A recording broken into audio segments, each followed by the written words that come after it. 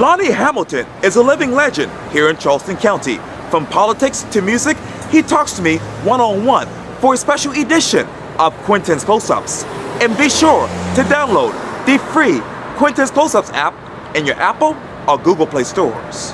Mr. Lonnie, it is so good to meet you. It's my pleasure, Quintin. Oh, thank you. I really appreciate this. God, you are a living legend. It is. I didn't know that. Really? No. Well, let me ask you this. What is your definition of a living legend? I never thought about it. So if I'm one, I'm surprised. Wow. Let me take you to your 90th birthday celebration. Okay. That happened last week. A lot of people came. Carolyn Burry, the Teckenbirds. What was it like for you to turn 90?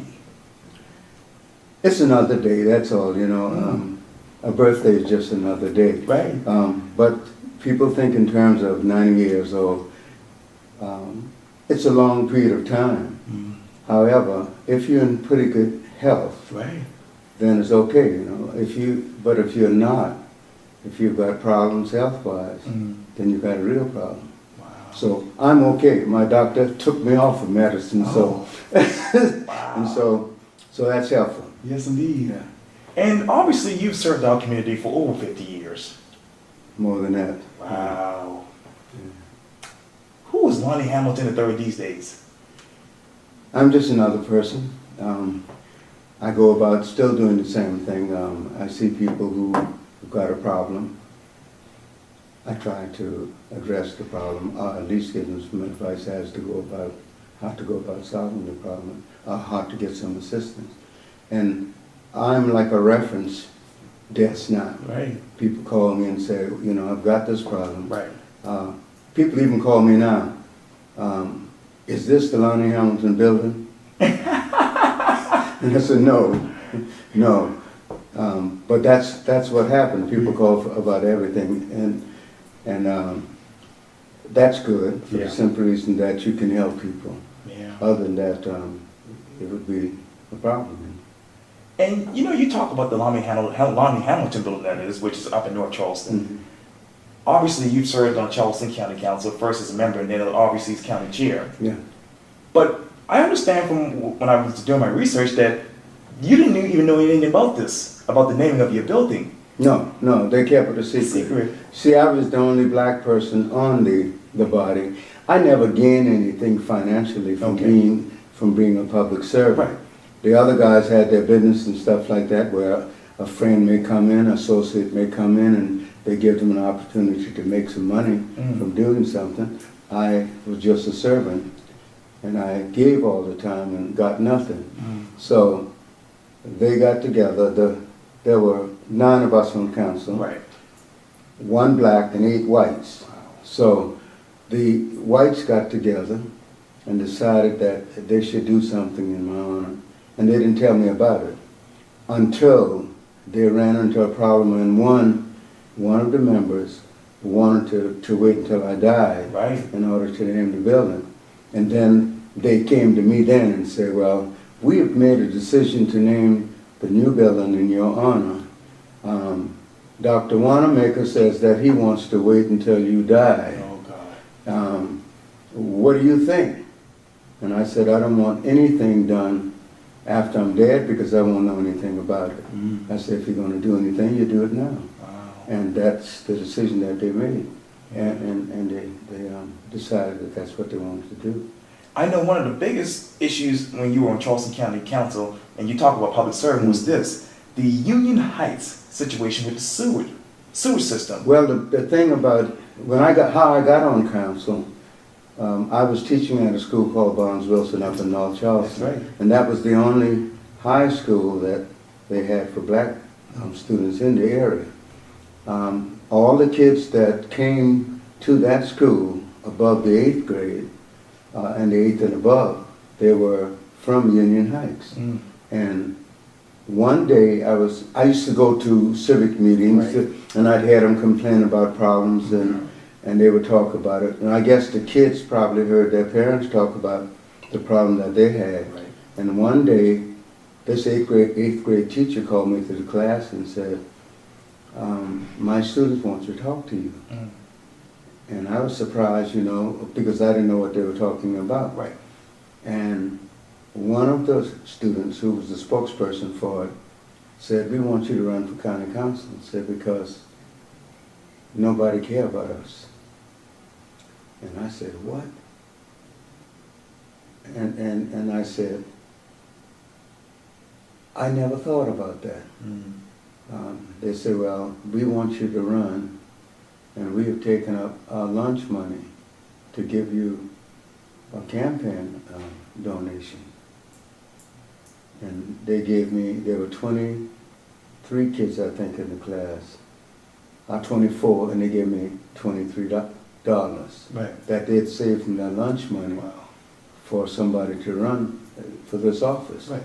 And I cried because these young kids, you know, if they took their lunch money to give to me, coming from an impoverished background like that, they must felt the pain. Yeah.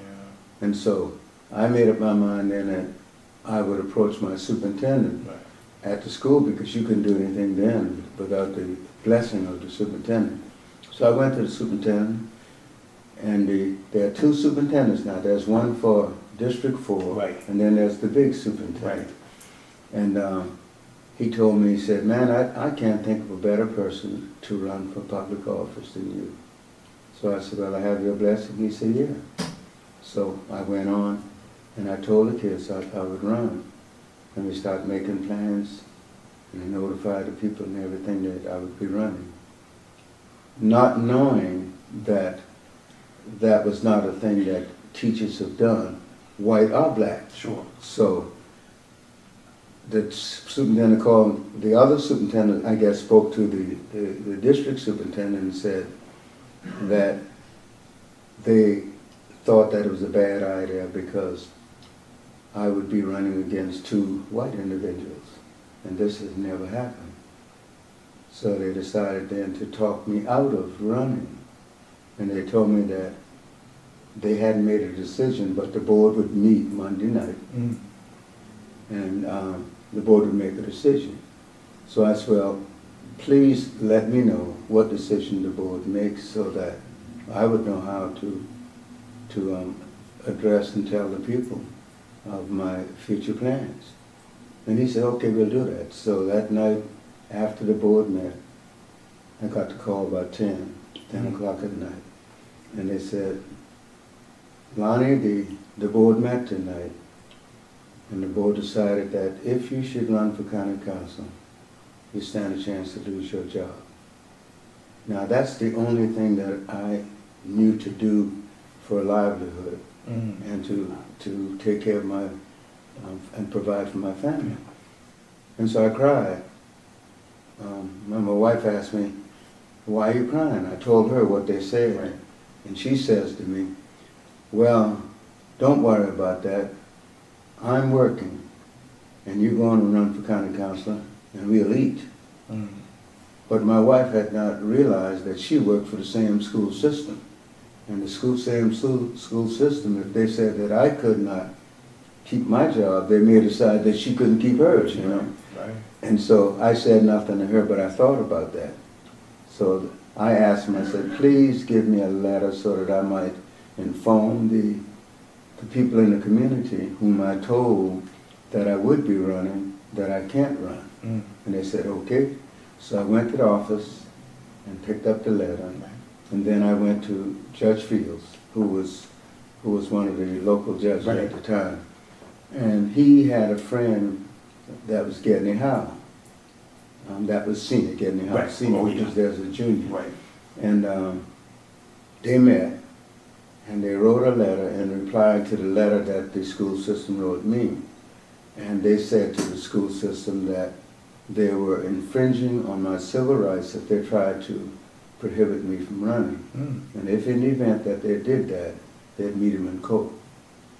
So Gedney Howe was a very powerful lawyer in Yes. Charleston, and everybody knew him Right. up and down the East Coast. So they didn't want to have any trouble with Gedney Howe. So after Gedney wrote the letter, Gedney was one of the persons on the letter.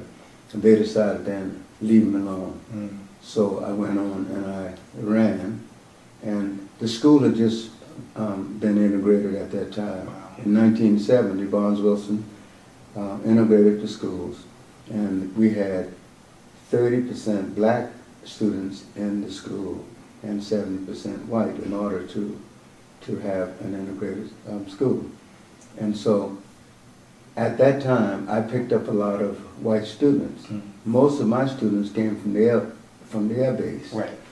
Those kids have been around a lot of areas, and they knew about black people, and they had no problem with the relationship of being with blacks. Right. So as a result of that, I got to know the parents then. And when it was time to put together a campaign, then those kids came in, and the black kids called black voters, and the white parents called, the white students called white voters. And they met for 2 weeks, every night at 8 o'clock, the Monday to Friday, from 6 to 8.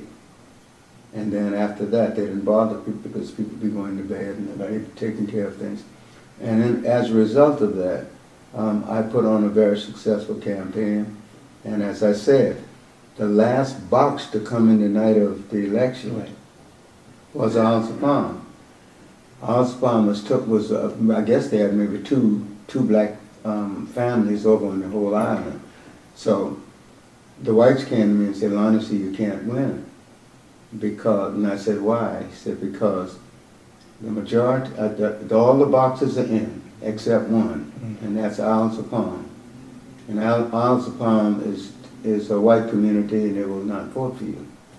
So when Al-Sapam box came in, I carried Al-Sapam, and that made me the elected person for the county, and that's how the election took place, and that was the end of it. And I understand that when I was doing my research, you too actually grew up in an impoverished area of Charleston. Yeah. I grew up on Silver Hill, and also in Acabee. Right. When I grew up to high school level, I was living on Silver Hill, and then I was allowed then to go to Burke School. Yes. But I lied about my address. Congress Street. See, because I could not go to a school in the city if I did not live in the city proper, and I did not have a city address. And what they did use the address of the city. So I met a girl who lived at 128 Congress Street, Right. and I asked the lady who owned the house if I could use that as my address. I never spent one night in that house. So she said yes. And she allowed me to use the address, and that's how I got a chance to go to high school. Other than that, I couldn't go to high school. Wow. And it wasn't during that time, from what I understand, I hope I'm accurate, that you really got involved with music. Yeah, I was, after I got to Burke, I started liking to be around the kids in the band. And my grandfather asked me, he said, "What do you want for Christmas?" And I said, "I'd like to have a saxophone." So he bought me a saxophone for Christmas. Wow. And I went and started taking private lessons from the band director, because it was after Christmas, that was in the middle of the school year. So I was not able to get in a school class. So I took private lessons until the end of that year, and then I got into the band. And then after I got into the band, I started then hanging out with the boys from Jenkins' office. And those guys, they're professional type musicians, Yes, indeed. And so I got to know them and started hanging out. Musicians were clangish then, they all of them hung out with each other, Yes. And so I would hang out with them and got to know them well. And at that time, the federal government would subsidize, say, a child who came from an impoverished home. Right. The federal government would subsidize the child. No, the parents, give the parents money. And the parents then would take and send the child to school. Right. Up north, what they would do they would send the kids from, say, Chicago, Right. Philadelphia, Right. places like Right. that, to Charleston so that they can get in the orphanage. And the orphanage then would have the responsibility of educating them and preparing them if they wanted, whatever they wanted to do, because they had all kinds of courses that they gave them at the orphanage. And so I got with the kids who played music. And then the federal government decided that what they were going to do, they were going to let those kids go back to their home, and they will not subsidize having to go other places. So as a result of that, the kids followed the money, went back home. Right. And as they went back home, there was a void for people filling the needs of the places in the band. Wow. So then Jenkins Orphanage started asking local people who could play, did you want to join our band? And they approached me and asked me to join, and that's how I got in the band. And I understand that you travel with the band a lot up and down to New York. I traveled up and down the East Coast. We would do from Charleston, we'd go to Tasley, Virginia, Okay. where they used to have horse rickshaw racing. Yes. And then we went from there, we'd go up into New York, because you were allowed some places in New York to get a permit, and you could take the band and play on the street. And you play on the street, people gave you donations, Okay. and that's how the band survived. Wow. So we would go different places, but New York City proper would not allow us to play on the street. Wow. So we had to go places like Hackensack, New Jersey, Right. places like that, around New York, Yes. to play. And so that's how we'd go. We'd go straight up during the summer. We'd go up and play a week at the races. Then we go up and we go do the streets and get the contribution. And then the last thing we do on the way back down, we'd stop in Somerville, South Carolina.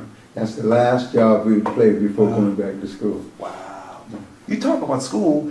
From what I understand, you actually became the band director at Bonds Bulletin, right? Yeah, after I got out of high school, I went to State College. Yes. And I played in State College band. And at one time, I was the student director of the band at State College. And so, coming out of school, the registrar asked me, said, "What do you want to do?" And I said, "I want to go on the road and be a professional musician." She says, "I got an idea for you. You don't want to do that now." I said, "You go to work." So you go to work and get a couple of years under your belt. And then from there you can make a decision as to what you want to do. Wow. And so I went into service, Yes. and I came back, and she got me my first job, and that was in Union, South Carolina. Wow. And I worked in Union, South Carolina, and they had just completed building Bonds Wilson there. And the principal approached me one summer at summer school where I was at South Carolina State, and asked me, "What about coming home and help us to build a band?" And I said, "I'll think about it." And I went back because I liked Union. Yeah. It was a country town, nice, but they were lovely people. And so I decided, well, go home. And then I came to Charleston, and that's how I got into the band program. Wow. And obviously since then you've become a musical legend in this town. Well, my kids did a lot for me, because I started off, and the thing about it was that I found out that if you had discipline, you can do things, all kinds of things. Sure. So I believed in discipline. I stressed discipline, Sure. and that was one of the key marks of my program. And my kids got so good until I didn't have to do anything.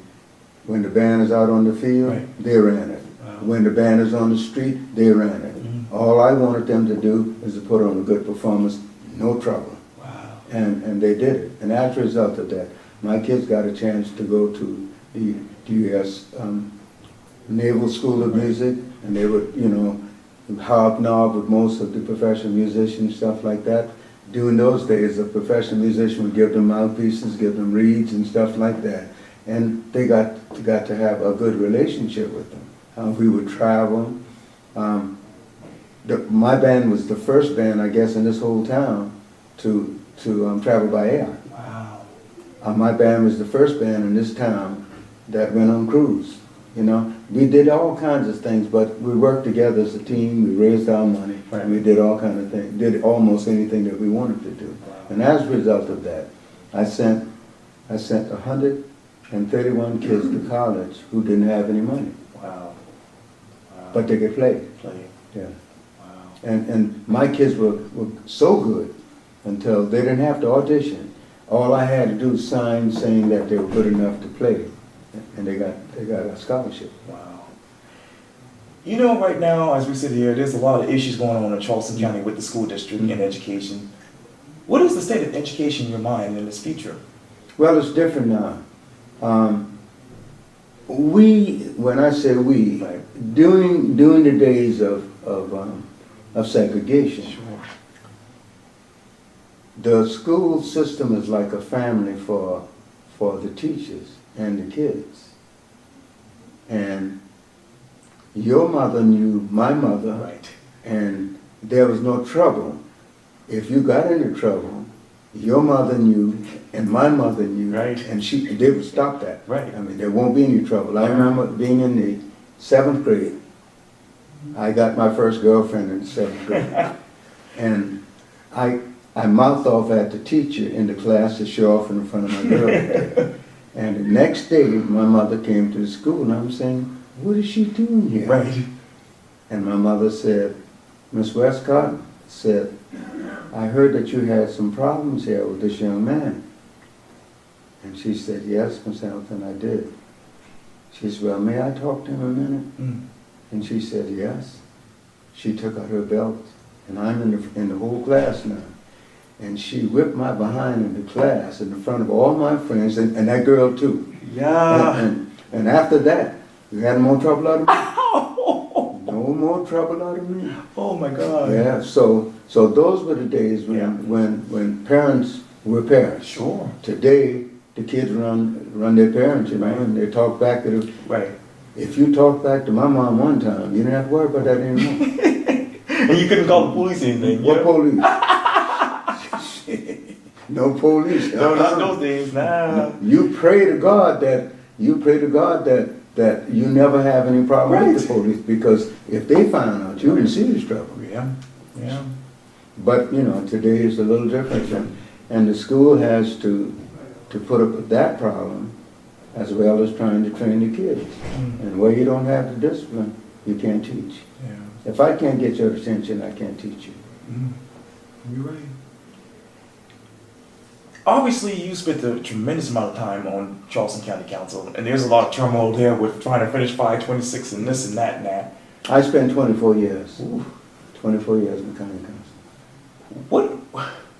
What would be your message right now if you talk to one of those council members that is one-on-one? Well, it's a little different. I want you to understand that council today, as I see it, because I don't know the guys that well on council as much to sit down and talk with them. You know, we see each other in passing. Right.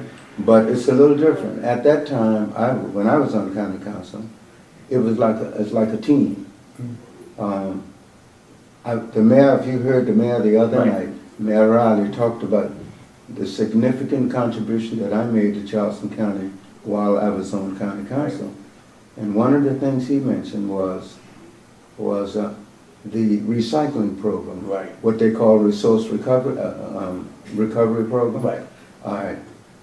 I came up with that idea in 1987, and I got the support of the other council members in order to do what they call recycling. Right. And what we did at that time, we set up a plant that burned our garbage.